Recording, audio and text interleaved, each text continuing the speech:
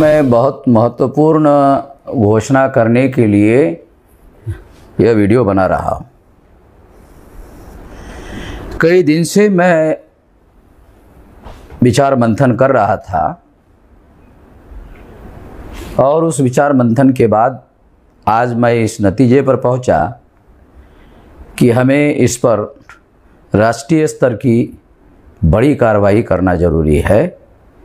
इसलिए यह वीडियो ख़ास तौर पर मैं बना रहा हूँ। मुद्दा ये है कि जिस तरीके से ज्ञानवापी का मुद्दा उपस्थित किया गया आरएसएस बीजेपी के द्वारा, मथुरा का मुद्दा अयोध्या के बाद उठाया गया और आरएसएस और बीजेपी के इशारे पर ही नूपुर शर्मा ने मोहम्मद पैगंबर साहब के बारे में बुरा कहा, बदनामी करने वाली बात की और उसकी प्रतिक्रिया राष्ट्रीय और अंतर्राष्ट्रीय स्तर पर हुई और देश की बहुत बड़ी बदनामी हुई। अभी 2020-22 चल रहा है।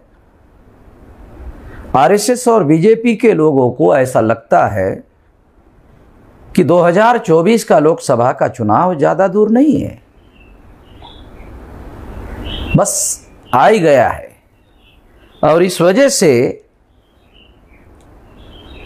वो चुनाव की तैयारी के लिए ध्रुवीकरण करने के काम में लगे हुए हैं। हिंदू मुसलमान का ध्रुवीकरण होना चाहिए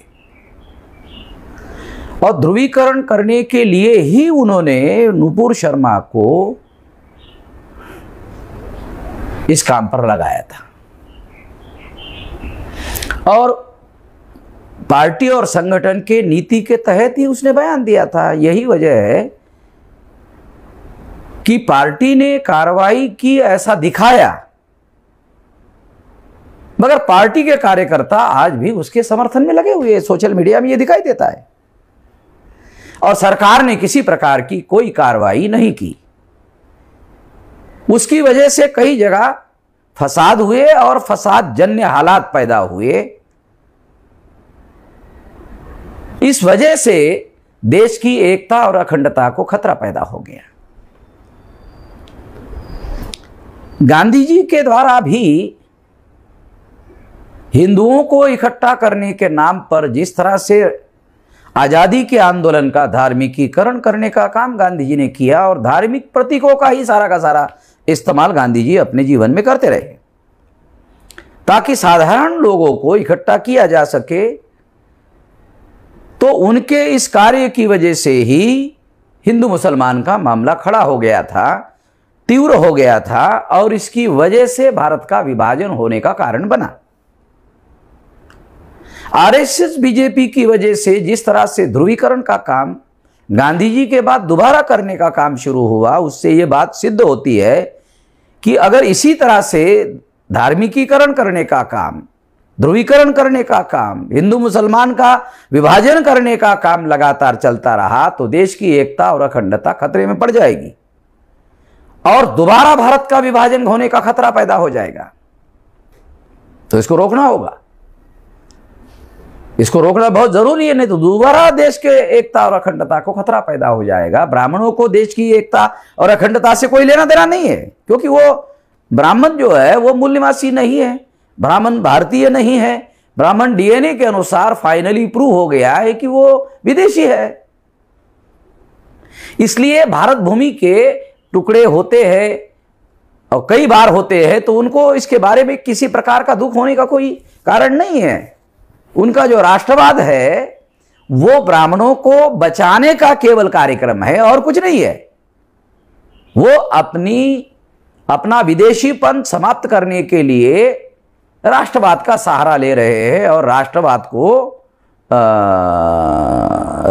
को तड़का लगा रहे हैं हिंदू मुसलमान के मामले का, ताकि हिंदू मुसलमान का ध्रुवीकरण हो जाए। इससे देश की एकता और अखंडता खतरे में पड़ जाएगी। पड़ जाएगी नहीं, पड़ गई है। जिस तरह का हिंदू मुसलमान का ध्रुवीकरण भारत में हो रहा है, उससे देश की एकता और अखंडता खतरे में पड़ गई है। जिस तरीके से ओआईसी इन्हें ऑर्गेनाइजेशन ऑफ इंटरनेशनल ऑयल कंट्रियों का लगभग 57 देशों का बयान आया, तो खतरा और बढ़ गया है। भारत की एकता और अखंडता के लिए और खतरा बढ़ गया है, बहुत ज्यादा खतरा बढ़ गया है। ओआईसी के लोगों ने जो बयान दिया उसके लिए आरएसएस बीजेपी के लोग जिम्मेदार है। इससे भारत की एकता और अखंडता खतरे में पड़ गई है। इस एकता और अखंडता को बचाने के लिए राष्ट्रीय स्तर पर बड़ी कार्रवाई करने की, सोशल कार्रवाई करने की, सामाजिक कार्रवाई करने की जरूरत है।